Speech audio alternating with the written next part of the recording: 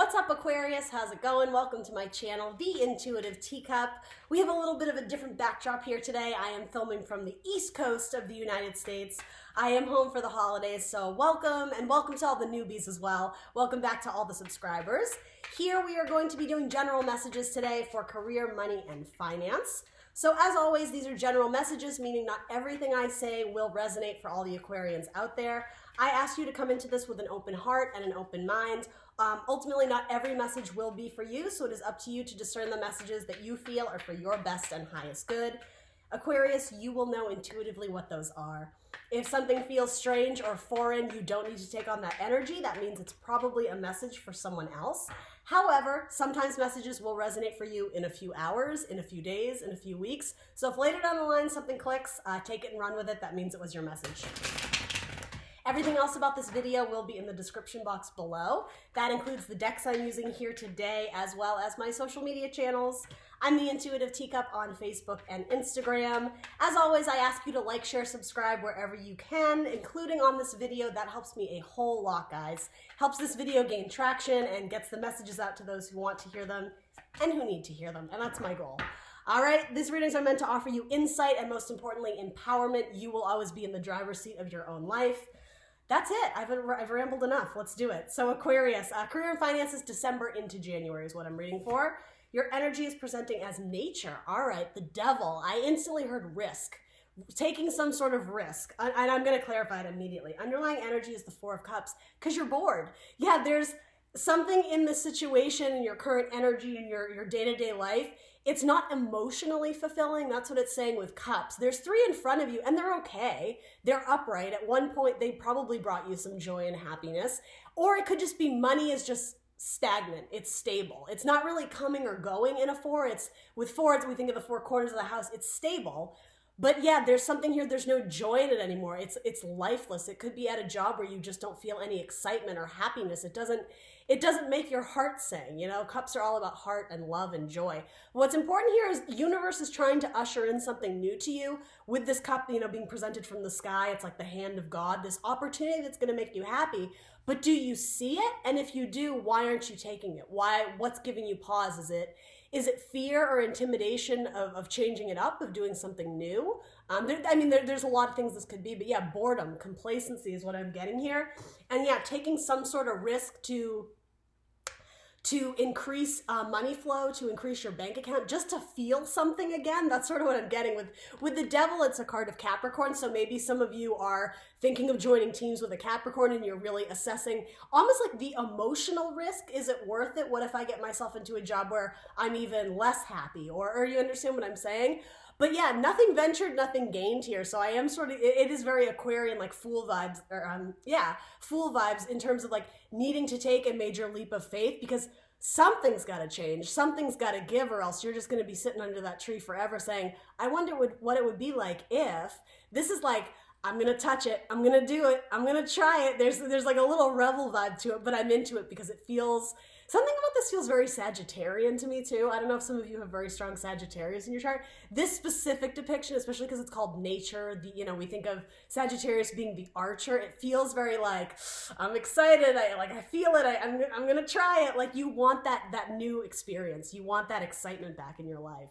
Yeah, and what's interesting, bottom of your deck, just because I saw it, is judgment. It's like looking back at the past and tying up loose ends. So maybe some of you are on the cusp of moving jobs or changing positions or again, just going after something in the coming weeks or months. It doesn't have to be something huge like your entire career, but going after something that's going to spice it up a little bit, because it's almost like when you take stock of what's happened in the past and tie up loose ends and get ready to, it's actually funny, the World card is next. It goes from judgment to the world.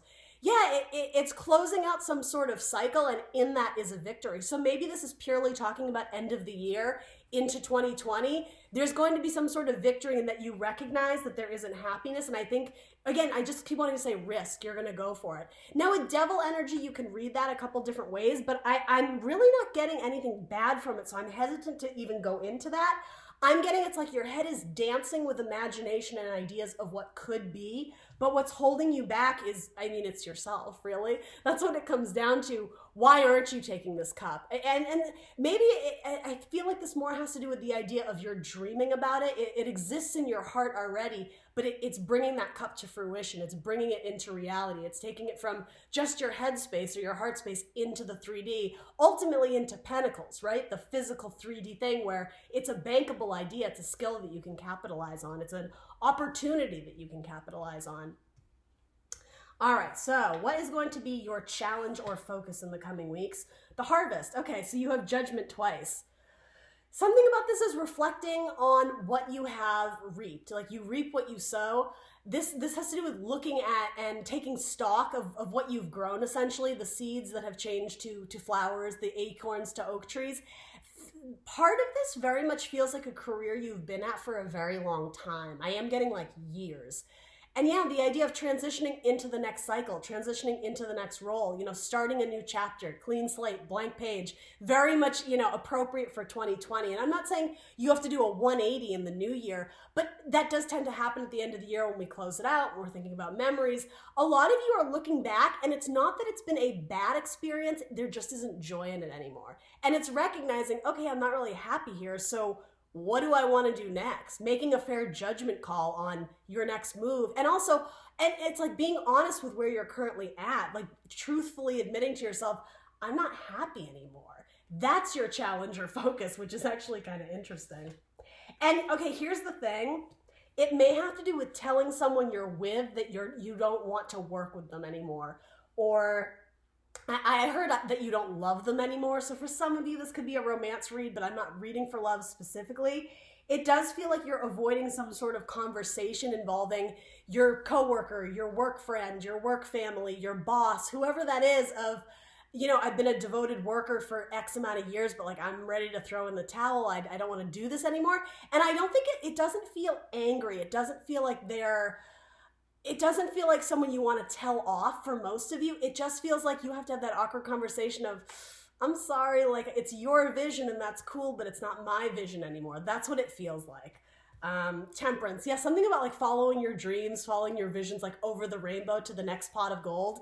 This feels like a temporary stop. And again, with that water, it's like you got some joy and emotional fulfillment out of it. It nurtured your soul in some capacity when you needed it. It's Michael, the love angel. But again, a card of Sagittarius, it's on to the next adventure. It's on to the next big thing. Yeah, it's balancing your heart and your head, but I think what's going to win in this is that your heart just isn't in it anymore. So there is a need for a risk. And again, it may almost defy logic. You may be going in some sort of direction where, you know, when you crunch the numbers, it doesn't make sense, but it's like your underlying energy is your heart is telling you to do it. You feel guided, right? If you believe in spirit, angels, universe, or whatever, it's like you hear the calling. It's time to move on and follow that rainbow. Ultimately, follow that vision, that dream. Right now, it just exists in the dreamscape. It's like putting effort forth to make it a reality. So yes, one foot is dipped in the pool of dreams, of intuition, but the other is firmly planted on the ground. It's rooted, right? It's solid. It's, again, earthly things, the 3D, going to make it a reality. It's moderation. It's a balancing of both. Some of you may have very strong Sagittarius in your chart. That's sort of coming through. But at what point do you decide to have that difficult conversation or just come to terms with it on your own? Do I still love this? Do I still want to stick around? Do I still want this to be like my watering hole? Moving on. Some of you may be in like the restaurant industry or like bartenders or something that, something like hospitality, hotels or like vacation, like travel agents. I don't know, something like that came through. A desire to travel is coming through very strong with Sagittarian energy, as well as the world. The world frequently talks about world travel.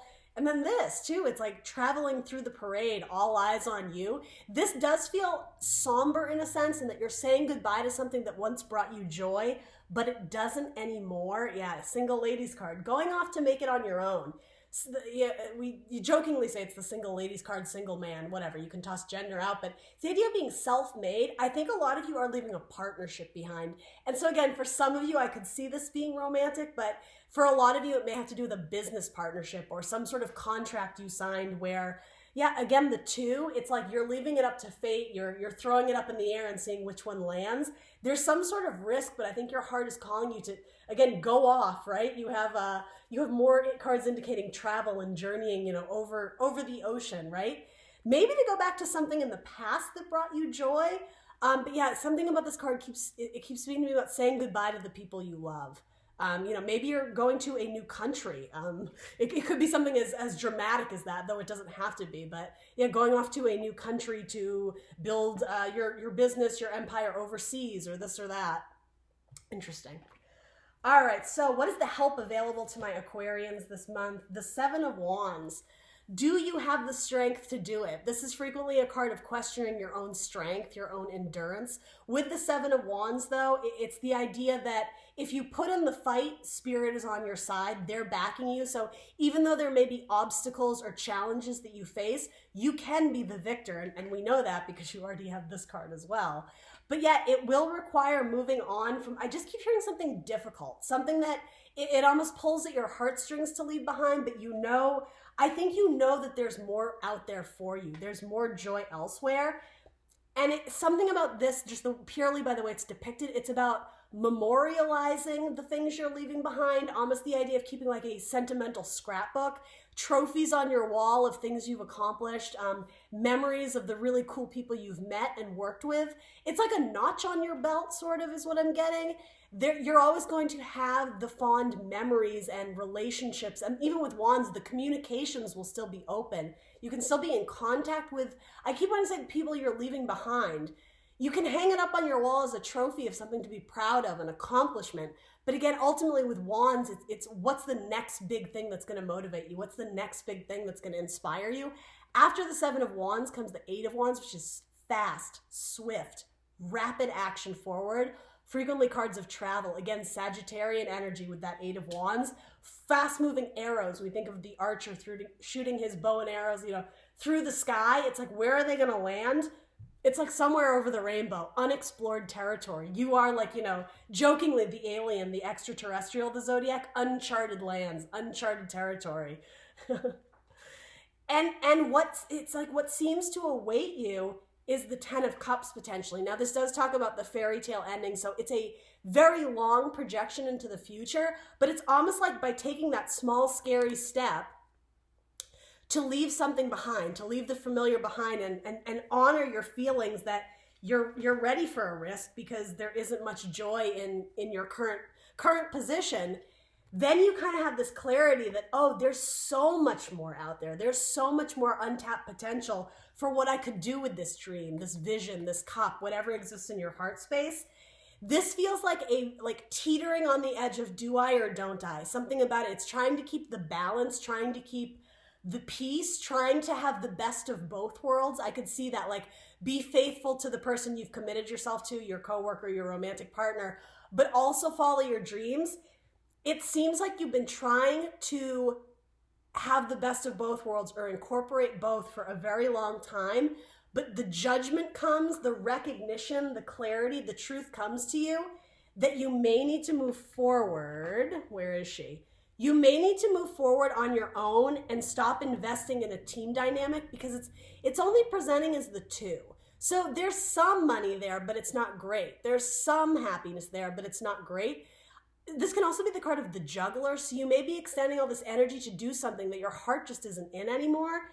It feels like there's much more joy and happiness and emotional fulfillment if you were to go after that new idea. If you were to honor your truth, if you were to honor your heart, and yeah, maybe take that risk that defies logic. This is almost saying to me, there actually is a tremendous amount of logic in it. There's a tremendous amount of truth because it's what your heart wants.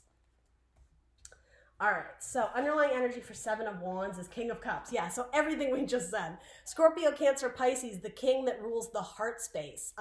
Your intuition, listening to your inner feels, right? Your feelings. That's sort of what's driving your ability to know that you can do it, to know that you can press on. Frequently, the 7s are like, they're cards of assessment. Is it worth it? Should I continue? This is it worth continuing to put in the energy, the efforts into my current situation, or again, to move towards my heart? it's letting your heart space take over and following that intuition, following that even like that psychic feeling, right? Water signs tend to be very in tune with the universe type deal. And maybe some of you work in spirituality and things of that sort. Pressing on to the next big thing, because it's almost like once you decide to do it, once you have that epiphany, that's almost when we enter like Eight of Wands territory where it flies off. It shoots off like a rocket. I'm getting all these like celestial, you know, space exploration metaphors for you guys, which I love. It feels very cool. It's like, again, sort of Sagittarian. It's like discovering something brand new just so you can feel it, so you can appreciate it. I love this Devil card. I think the depiction of it is just amazing. And I'm sorry the lighting is so poor, but yeah. Sometimes you get the Devil card and you're like, all right, you know, so what toxic behavior do we, like, it doesn't feel like that. It feels like almost like a well-kept secret, and maybe it's presenting as the devil because it's a secret you've been keeping from someone of, hey, I'm ready to like throw in my hat at this job, or I don't want to work with you anymore. Or, again, as I said, like, your vision is beautiful and it's great, and I know you see light at the end of the tunnel, but I don't. Like, my heart is calling me to travel. My heart is calling me to explore this avenue, etc., etc. All right, let's throw one of these. Actually, no, let's throw one of these on it. Sorry, I'm wiggling my camera here. Tell me more about this King of Cups for Aquarius. Tell me more about King of Cups for Aquarius.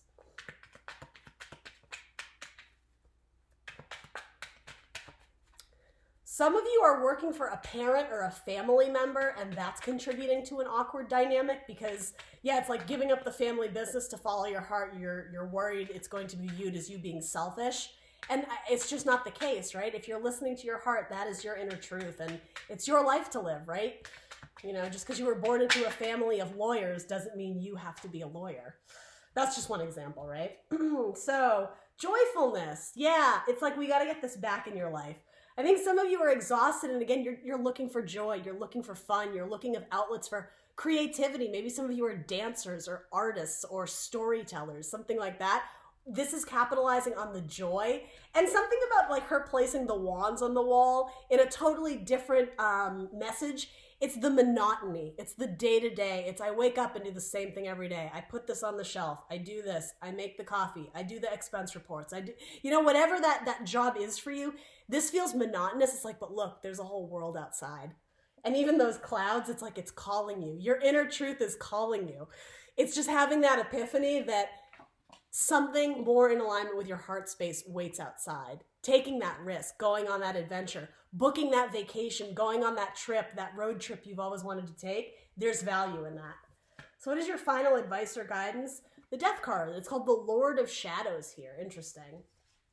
So closing out cycles, getting rid of baggage that you've been carrying around that you no longer need because it's not contributing positively to your growth, to your spiritual growth, to your financial growth. And as I'm looking at this, I'm like wondering, where's the Pentacles at? They're not really here. So a lot of you may be at jobs that they're paying you pennies. They're just not paying you enough. And again, with specific, actually you do have the Nine of Pentacles. So again, indicating to me, if you go off on your own, there's some sort of opportunity, as we were saying, opportunity awaits. It's like within your headspace, it's within reach almost, but it does involve being independent, away from some sort of group. Because in the group dynamic, yeah, it feels like there isn't a lot of money to be made, and like it only goes, something about the money, it comes out of your account and goes in. It's like, what is that expression? It's like you're living paycheck to paycheck. That's what this feels like with Temperance. The money comes in, you pay rent, you pay your bills, and then you have to work another week, get the new paycheck, and then that goes to groceries. And then you understand what I'm saying? It's like a repetitive cycle. That's what I was saying with this as well. It feels monotonous, like you're never getting anywhere.